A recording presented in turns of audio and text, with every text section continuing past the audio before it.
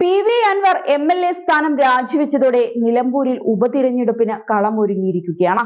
6 മാസത്തിനുള്ളിൽ ഉപതിരഞ്ഞെടുപ്പ് നടത്തണമെന്നതാണ് ചട്ടം എന്നതിനാൽ ഈ വർഷം ഡിസംബറിൽ നടക്കാനിരിക്കുന്ന തദ്ദേശ തിരഞ്ഞെടുപ്പിന് മുൻപ് തന്നെ കേരളം മറ്റൊരു ഉപതിരഞ്ഞെടുപ്പിന് കൂടി സാക്ഷ്യം വഹിക്കും.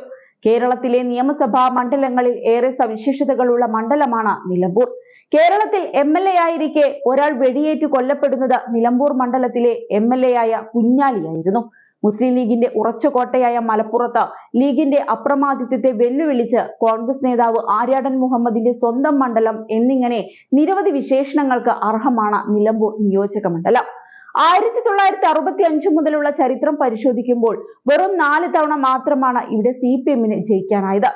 1965-ലെ ആദ്യ തിരഞ്ഞെടുപ്പിൽ കുഞ്ഞാലിയിലൂടെ CPM മണ്ഡലത്തിൽ ആദ്യമായി വിജയിച്ചു. പിന്നീട് 82-ൽ TK ഹംസയിലൂടെയും മണ്ഡലത്തിൽ CPM വിജയക്കൊടി പാറിച്ചു.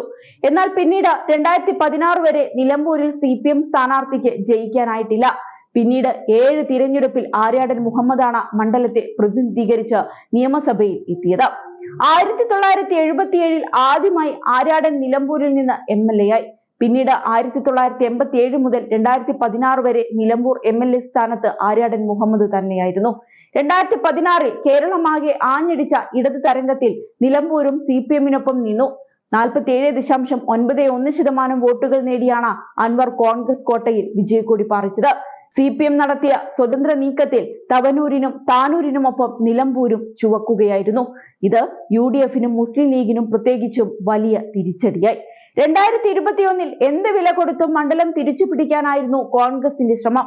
എന്നാൽ അൻവറിലൂടെ CPM വീണ്ടും മണ്ഡലം നിലനിർത്തുകയായിരുന്നു. നിലമ്പൂർ താലൂക്കിലെ നിലമ്പൂർ നഗരസഭയും അമരമ്പലം, ചുങ്കത്തറ, എടക്കര, കരുളായി, മുത്തേടം, പോത്തുക്കൽ, വഴിക്കടവ് എന്നീ ഗ്രാമപഞ്ചായത്തുകളും ഉൾപ്പെടുന്നതാണ് നിലമ്പൂർ നിയമസഭാ മണ്ഡലം. തൃണമൂൽ കോൺഗ്രസിൽ ചേർന്നതോടെ MLA സ്ഥാനത്തിന് ഭീഷണി വന്നതാണ് അൻവർ സ്ഥാനം രാജിവെക്കാൻ കാരണമായത്. അൻവർ രാജിവെച്ച് തൃണമൂൽ സ്ഥാനാർത്ഥിയായേക്കുമെന്നായിരുന്നു എല്ലാവരും കരുതിയിരുന്നത്. എന്നാൽ നിലമ്പൂർ ഉപതിരഞ്ഞെടുപ്പിൽ UDF-ന് പിന്തുണ പ്രഖ്യാപിക്കുകയായിരുന്നു Anwar. DCC president VS Joy സ്ഥാനാർത്ഥിയാകണമെന്നും അൻവർ നിർദ്ദേശിച്ചിട്ടുണ്ട്. എന്നാൽ ആര്യാടൻ ഷൗക്കത്തിനായിരിക്കും കോൺഗ്രസിൽ സാധ്യത കൂടുതൽ. ആര്യാടൻ ഷൗക്കത്തിനെ പരാജയപ്പെടുത്തിയാണ് 2016-ൽ അൻവർ ജയിക്കുന്നത്. അൻവറിനോട് അതിനാൽ തന്നെ ഷൗക്കത്തിന് വലിയ താല്പര്യവുമില്ല. അൻവറിനെ കോൺഗ്രസ് പിന്തുണയ്ക്കുന്നതിനെ നേരത്തെ ഷൗക്കത്ത് ചോദ്യം ചെയ്യുകയും ചെയ്തിരുന്നു. ഈ സാഹചര്യത്തിലാണ് ജോയിയെ സ്ഥാനാർത്ഥിയായി അൻവർ ഉയർത്തിക്കാട്ടുന്നത്. അതേസമയം നിലമ്പൂരിൽ ആര്യാടൻ ഷൗക്കത്തിനെ UDF സ്ഥാനാർത്ഥിയാക്കിയാൽ പിന്തുണയ്ക്കുമോ എന്ന കാര്യം അപ്പോൾ തീരുമാനിക്കാമെന്നാണ് PV അൻവർ കഴിഞ്ഞ ദിവസം മാധ്യമങ്ങളോട് പറഞ്ഞത്. എനിക്ക് അദ്ദേഹത്തെ സിനിമ സാംസ്കാരിക നായകനായിട്ടൊക്കെയേ അറിയുകയുള്ളൂവെന്നും അദ്ദേഹം കഥ എഴുതുകയാണെന്നാണ് സുഹൃത്തുക്കളൊക്കെ പറയുന്നതെന്നും അങ്ങനെ ഒരാളെ ബുദ്ധിമുട്ടിക്കേണ്ട കാര്യമില്ലല്ലോ എന്നും അൻവർ പത്രസമ്മേളനത്തിൽ ചോദിച്ചിരുന്നു.